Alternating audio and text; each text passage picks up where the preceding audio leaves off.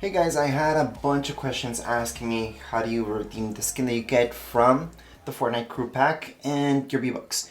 Well, you just have to log into your account. Now, the reason you might not see it at the moment is only because it's not your billing date. So, although you may have signed up, let's say, December the 2nd, and right now it's January the 2nd.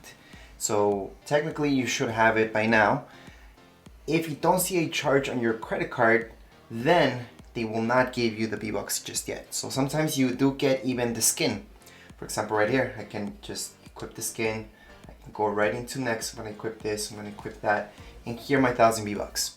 So you might have gotten the skin, but not the V-Bucks yet. And that's only because you haven't seen that in your credit card just yet or your PayPal. So as soon as you see them that they charge you actually for the crew membership pack, then and only then will you actually see the V-Bucks.